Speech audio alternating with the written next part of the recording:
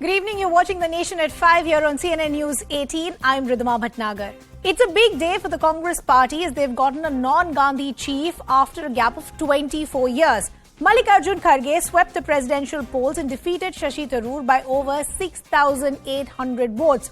Mallikarjun Kharge got 7,897 while Shashi Tharoor got 1,072 votes. Earlier today, the Tharoor camp wrote a letter to the Congress election authorities citing irregularities in the polls in Uttar Pradesh, but later conceded defeat to Kharge in a tweet. Kharge will now replace the longest-serving Congress president Sonia Gandhi, who was the president since 1998, barring 2 years when Rahul Gandhi took charge in 2017 and 2019. He will be handed over the charge by Sonia Gandhi after the Gujarat elections at the AICC plenary. Congress party के constitution के article 15-18 के D के मुताबिक मैं मधुसूदन मिस्त्री श्री मल्लिकार्जुन खड़गे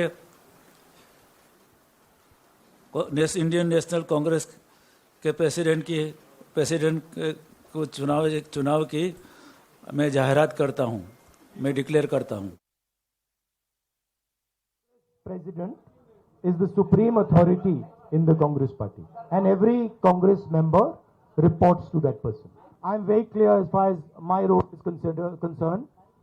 The President will decide what my role is and how I am to be deployed. That you have to ask Kharge ji and Sonia Gandhi ji, but as far as the Congress party is concerned, the final authority in the Congress party is the Congress President.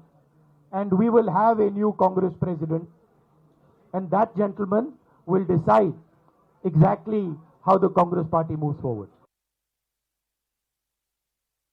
और जैसा आप सब जानते हैं, आदरणीय मल्लिकार्जुन खड़गे साहब भारी बहुमत से चुनाव जीते हैं. लोकतंत्र में इससे बेहतर उदाहरण नहीं हो सकता.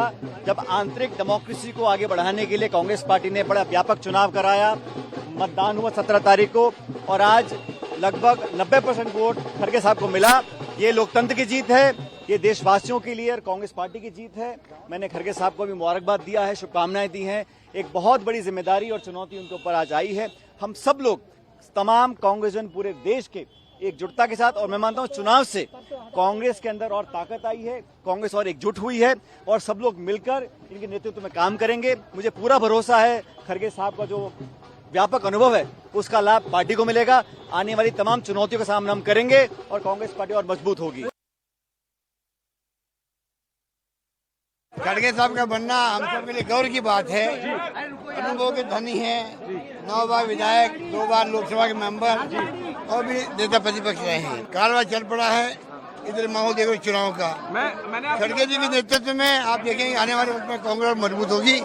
सोनिया जी का, राहुल जी का पूरा समर्थन को साथ रहेगा. शुरुआत हुई है, कई बातें होगी, मिलकर काम करेंगे. A momentous day for the Congress party. Kharge ji being elected as the president. Your first thoughts on it? Well, I think Mr. Kharge is the supreme quintessential organization man. You know, risen from really the grassroots. He completed 50 years in political life in March of this year.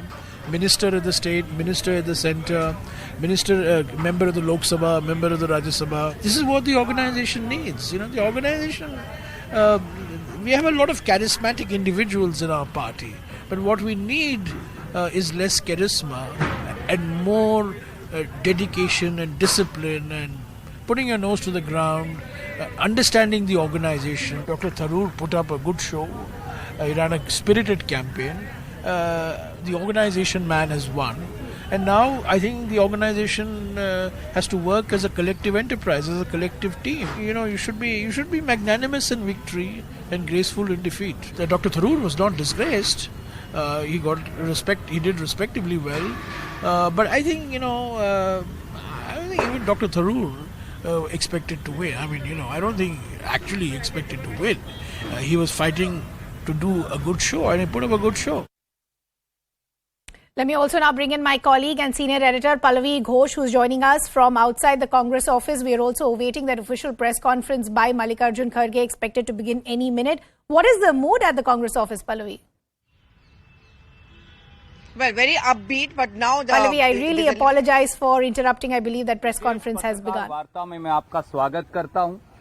हम क्षमा प्रार्थी हैं क्योंकि बहुत सारे साथी, बहुत सारे वरिष्ठ नेता, कार्यकर्ता बड़े जोश और उमंग के साथ आज यहां आए हैं और इसीलिए ये पत्रकार वार्ता लगभग आधा घंटे लेट शुरू हुई। उसके लिए आपको इंतजार करना पड़ा, पर आप भी इस उमंग और जोश के अंदर हमारे बीट के बहुत सारे साथी हैं, आप जुड़ेंगे मुझे विश्वास है।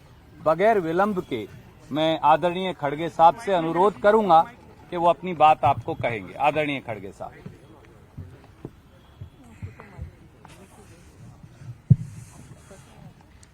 शुरू में तो मैं आपसे क्षमा चाहता हूं और यहाँ की स्थिति क्या है आपने खुद आंखों से देखा है, इसीलिए थोड़ी देर हो गई, थोड़ी नहीं एक आधा घंटा देर हुआ, इसीलिए मुझे वक्त पे आपके सामने हाजिर होने का समय नहीं आया, तो इसलिए फिर एक बार मैं आपसे माफी मांग के अपने शब्दों को आगे बढ़ाऊंगा। आजादी के 75 साल के इतिहास में भारतीय राष्ट्रीय कांग्रेस ने लगातार इस देश की डेमोक्रेसी को मजबूत किया और संविधान की रक्षा की। आज जब डेमोक्रेसी खतरे में है, संविधान पर हमला बोला जा रहा है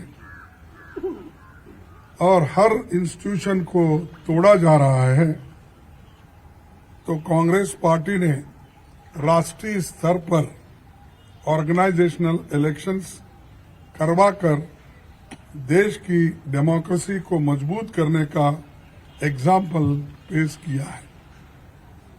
कांग्रेस प्रेसिडेंट के चुनाव के सफल आयोजन के लिए मैं पार्टी के सभी डेलीगेट्स, सीनियर लीडर्स, वर्कर्स और जो कोई भी इस कार्यक्रम से जुड़े हैं उन सबको मैं धन्यवाद करता हूं।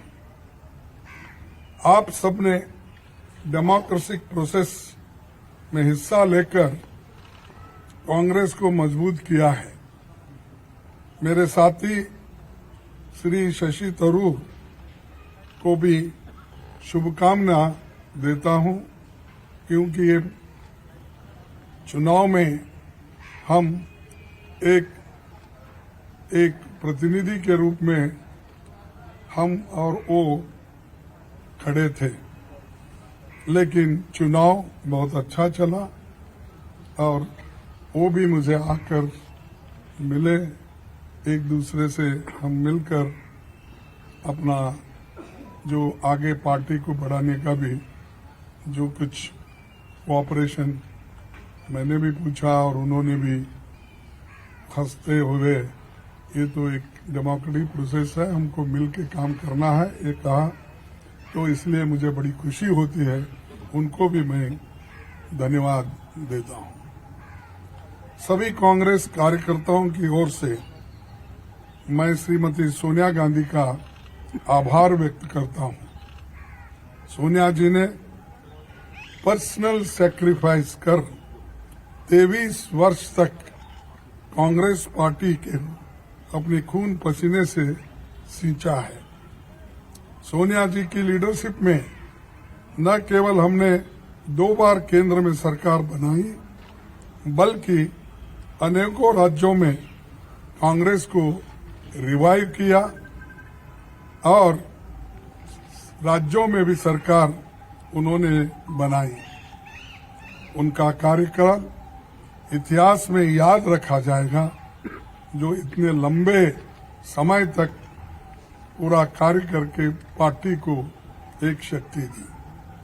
आज देश में सबसे बड़ी समस्या कमरतोड़ महंगाई यानी इन्फ्लेशन, भयंकर बेरोजगारी अनएम्प्लॉयमेंट, अमीर गरीब के बीच की खाई बढ़ते जा रही है और सरकार के द्वारा देश में देश में फैलाई जाने वाली नफरत, देश की इन समस्याओं के खिलाफ जन आंदोलन तैयार करने के लिए पूर्व कांग्रेस अध्यक्ष श्री राहुल गांधी कन्याकुमारी से कश्मीर तक 3,570 किलोमीटर की यात्रा पर निकले हैं।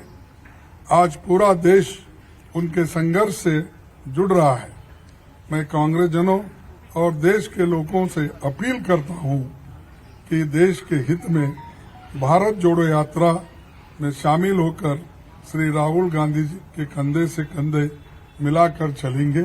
उन्होंने मुझे 1 घंटा पहले मुझसे उन्होंने कहा कि आपको अभिनंदन, आप कांग्रेस के अध्यक्ष बने हैं और मैं कांग्रेस के सिपाही के नाते काम करते रहूंगा और आगे बढ़ेंगे सब मिलके, ऐसा उन्होंने मुझसे कहा। इसीलिए मुझे बड़ी खुशी होती है कि वो पादयात्रा में रहते हुए वो अपना थोड़ा सा समय मेरे लिए उन्होंने फोन पे बिताया, इसलिए मैं उनका भी धन्यवाद करता हूं।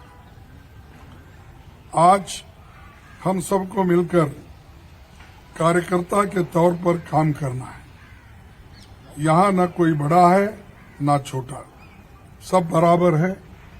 हमें देश के संविधान पर हो रहे हमले और देश की डेमोक्रेसी को खत्म करने की कॉन्स्पिरेसी से मिलकर लड़ना है। हमें फैसिस्ट ताकतों से लड़ना है जो कम्युनलिज्म का चोला ओढ़कर डेमोक्रेटिक इंस्टीट्यूशन पर अटैक कर रहे हैं।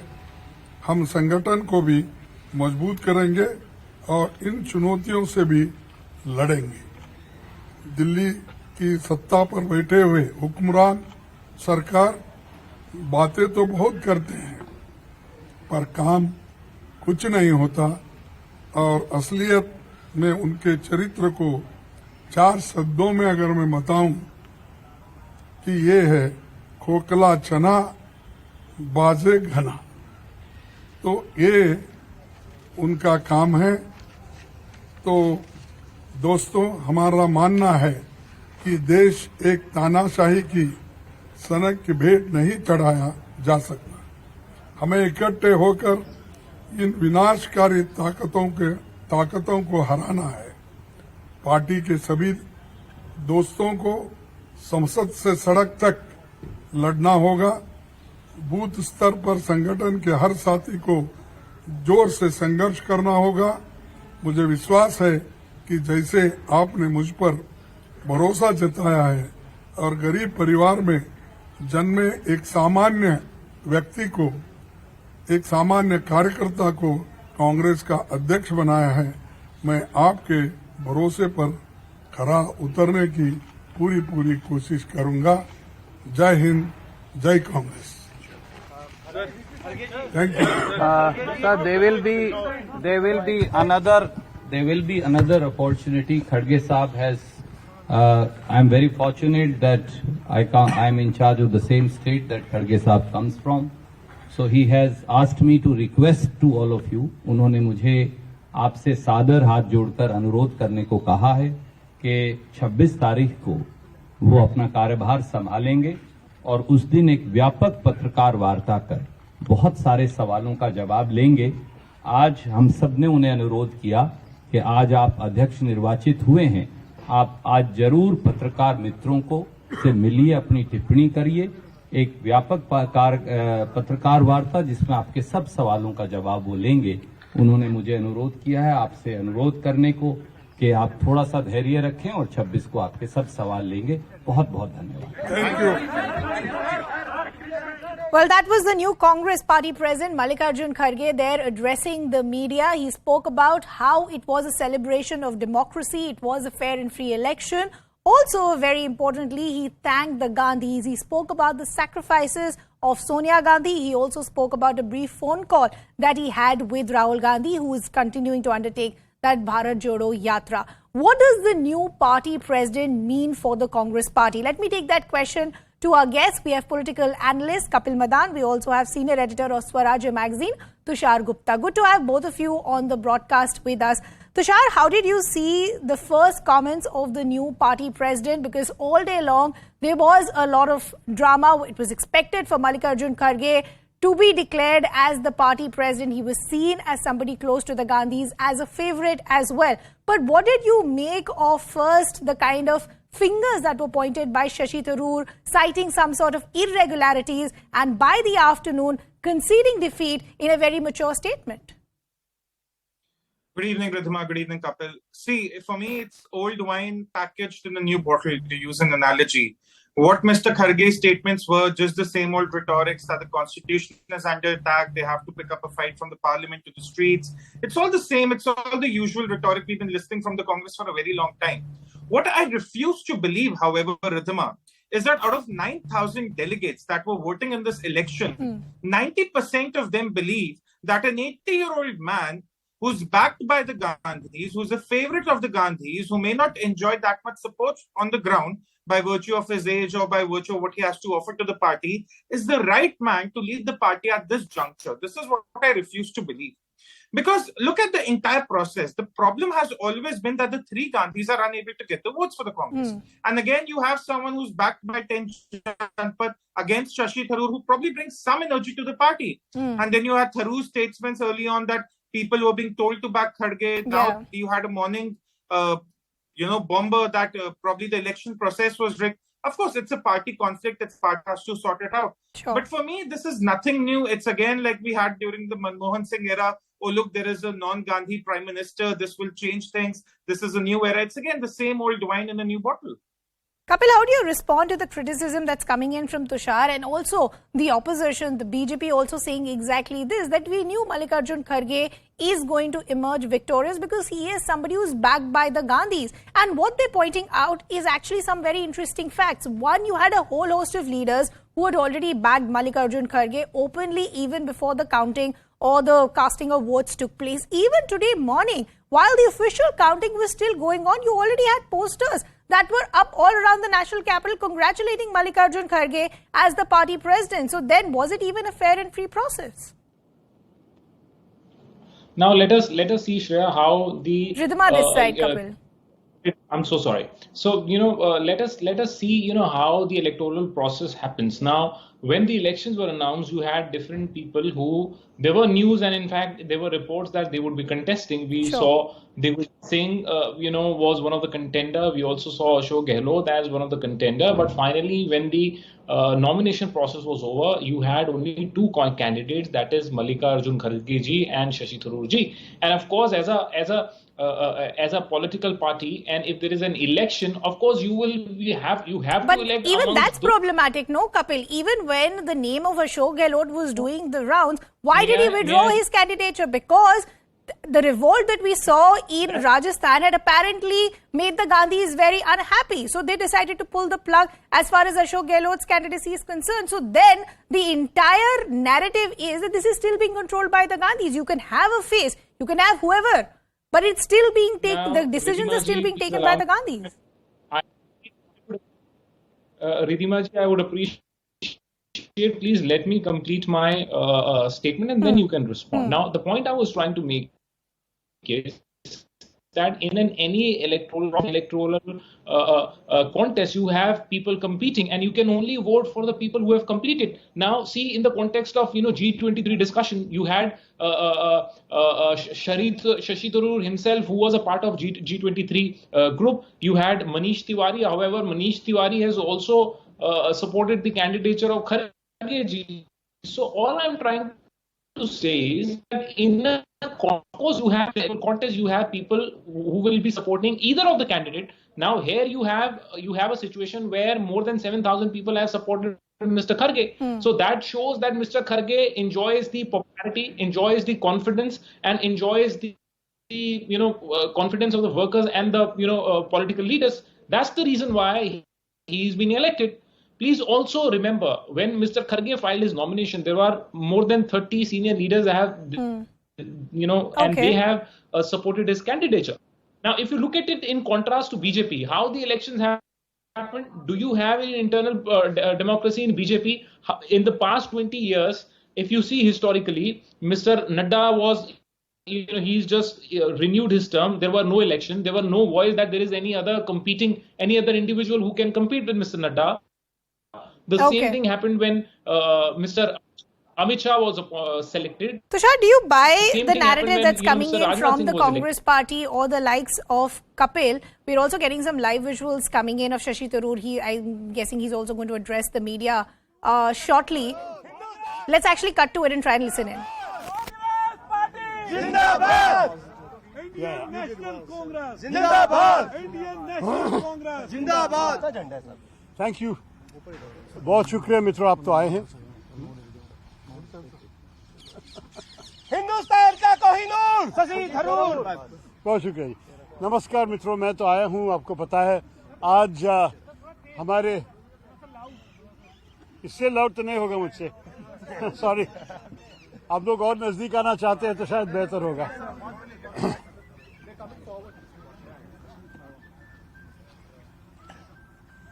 हाँ, इनके माइक तो पिकअप करेंगे, लेकिन इससे ज्यादा चिल्लाना।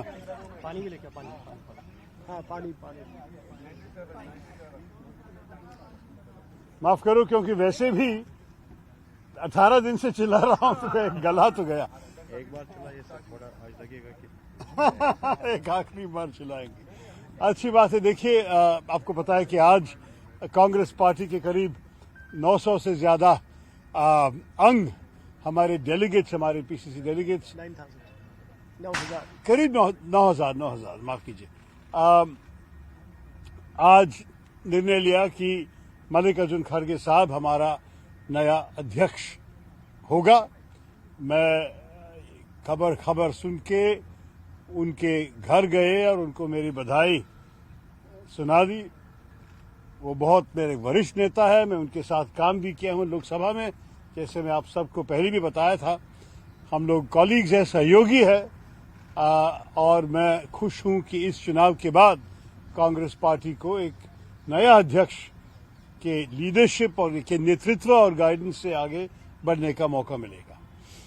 मैं ये भी कहूंगा आप लोगों से कि मैं बहुत आभारी हूं कि इतने सारे कांग्रेस कार्यकर्ताओं ने मुझे समर्थन दिए, जिनमें से 1000 से ज्यादा मतदान देने वाले हमारे डेलीगेट्स भी थे, और बहुत सारे जो शायद वोट देने का हक नहीं था, लेकिन कांग्रेस पार्टी की भलाई के लिए काम करने वाले मुझे हर प्रदेश में आके समर्थन दिए, मेरे साथ निकले, और हर जगह में, जैसे आप आज भी देखते हैं, मेरे साथ रुक के मुझे जिस किस्म के मॉरल सपोर्ट दिए, मैं इसके लिए आभारी हूं।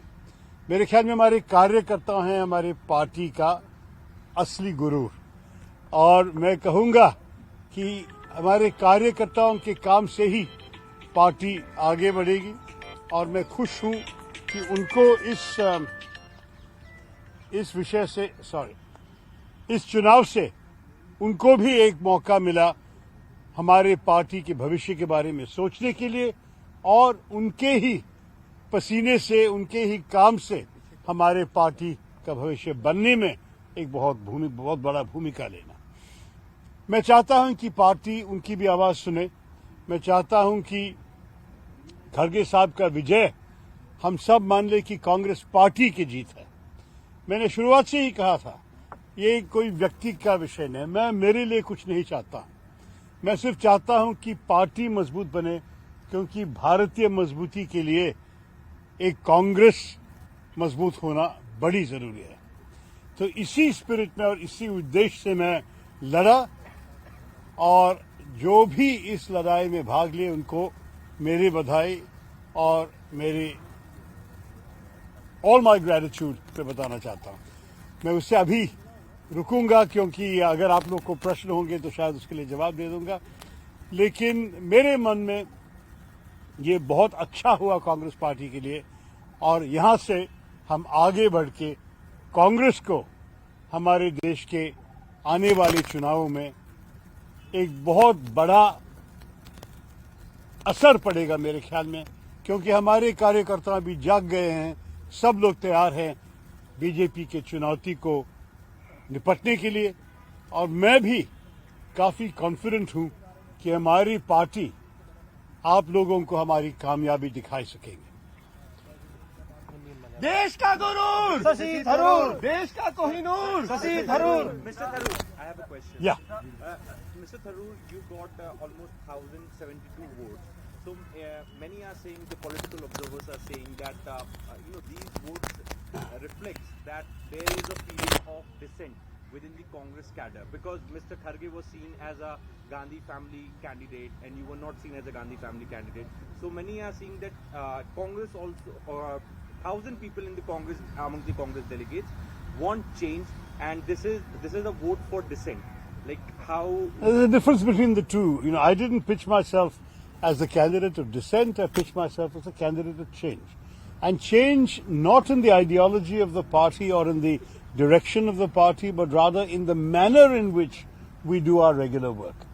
And I did feel that there was a need for opening up access to karyakartas in the party, creating more opportunities for discussion forums, implementing not only the declarations of the Udaipur Chintan Shivir, but further some of the additional ideas that I had published in the manifesto, which came to me largely from our own party workers who wanted to see these changes.